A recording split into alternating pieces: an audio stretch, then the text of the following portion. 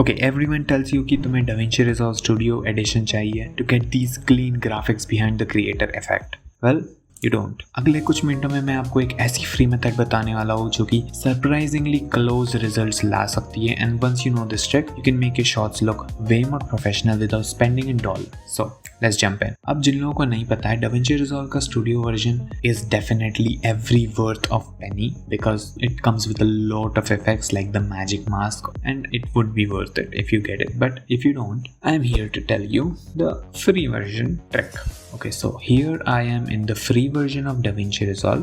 मैंने सैम्पल के लिए एक क्लिप ली है. This is just a random guy I found on the internet. So let's suppose ये इंसान बोलते समय मुझे इसके पीछे एक आइकॉन चाहिए जो कि पॉप होना चाहिए.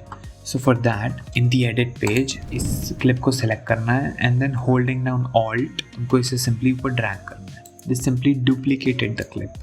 अब तुमको आना है इधर कलर पेज पे. So you can do this in Fusion page as well, but मैं कलर पेज प्रेफर करता हूँ. So अब तुम्हें यहाँ पे दिख रहा होगा नोड ग्राफ. तो इधर तुमको क्या करना है, सिंपली राइट क्लिक करना है, add node and character, and अब इसको तुम्हें सिंपली इधर कनेक्ट कर देना. एंड विद दिस सिलेक्टेड तुमको आना है इधर वाले विंडो पे, मास्किंग आउट, एंड इधर तुमको सिंपली सेलेक्ट करना है ये पेन टूल. अब मैं सिंपली इसमें जूम करूँगा इस क्लिप को, हमारे सब्जेक्ट के अराउंड एक आउटलाइन बना देंगे.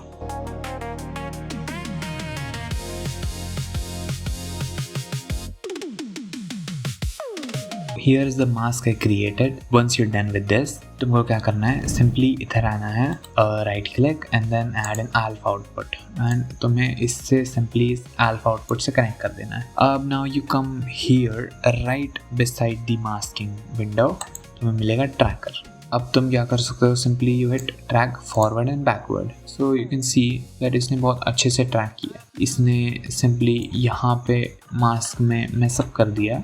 सो you can do is frame में जाओ and then simply frame by frame तुम इस ट्रैकर को फिक्स कर सकते. सो आई एनालाइज कि ये इस फ्रेम से थोड़ा थोड़ा बाहर जाने लगा है.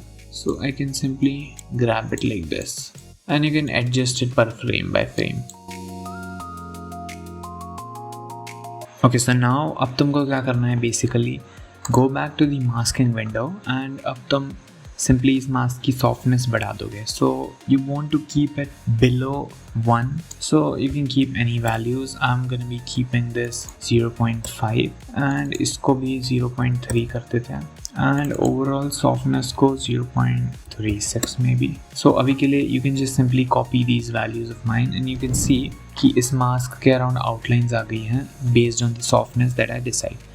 अभी कलर पेज पे तुम्हारा काम हो चुका है. So now you go to the edit page and तुम इसे सिंपली ऊपर ड्रैग करोगे and in the media pool. So suppose I have this icon, I just found anything like जो मुझे सबसे पास मिला अपने. If I add this icon in here you can see कि ये हमारे सब्जेक्ट के पीछे जा चुका है. So one thing you can do is just go to this, zoom it out. इसे पोजीशन कर सकते हो तुम लोग.